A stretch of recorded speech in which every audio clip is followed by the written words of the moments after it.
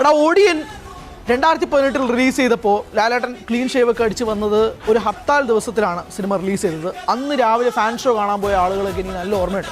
അത് കഴിഞ്ഞ് വന്ന് ശ്രീകുമാർ മേനോനെതിരെ സൈബർ അറ്റാക്ക്, മോഹൻലാലിനെതിരെ സൈബർ അറ്റാക്ക് ഒക്കെ കണ്ട് മോഹൻലാലിനെ വേറൊരു ലുക്കിലാക്കി മാറ്റി. പിന്നീട് ഒരു പബ്ലിക് ഫംഗ്ഷനിലേക്ക് ലാലേട്ടൻ പോയപ്പോഴേക്കും ലാലേട്ടൻ തൻ്റെ ജന്മത്തിൽ ഇതുപോലൊരു വൃത്തികെട്ട ലുക്കിൽ ഉണ്ടായിട്ടില്ല എന്നതുപോലുമുള്ള അധിക്ഷേപങ്ങൾ ലാലേട്ടൻ നേരിട്ടിരുന്ന ഒരു സമയം ഉണ്ടായിരുന്നു. പ്രത്യേകിച്ച് ഈ ഓഡിയന് വേണ്ടി നടത്തിയ മേക്ക് ഓവറൊക്കെ കാരണമായിരുന്നു ആ കാര്യമെന്ന് പറഞ്ഞപ്പോൾ ലാലേട്ടൻ ആരാധകർ എല്ലാവരും കൂടി ശ്രീകുമാർ മേനോനും സംവിധായകന് നേരെയൊക്കെ നല്ല രീതിയിൽ തിരിഞ്ഞിരുന്ന ഒരു സമയം കൂടി ഉണ്ടായിരുന്നു. അതിനുശേഷം ലാലേട്ടൻ റിലീസ് ചെയ്ത ഓരോ സിനിമകളിലും താടി നിർബന്ധമായിരുന്നു. അപ്പോൾ മുതൽ മോഹൻലാൽ ആരാധകരല്ലാത്തവർ, അതായത് മോഹൻലാൽ ഹേറ്റേഴ്സ് പറഞ്ഞെടുത്തുകൊണ്ടൊരു വാചകം, ആ താടി വടിച്ചൊന്ന് അഭിനയിക്കുക, എന്നിട്ട് നമുക്ക് സംസാരിക്കാവുന്നതായിരുന്നു.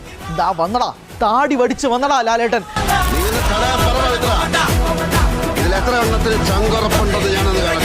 ചങ്കുറപ്പും എല്ലുറപ്പും നിന്റെ അത്രയും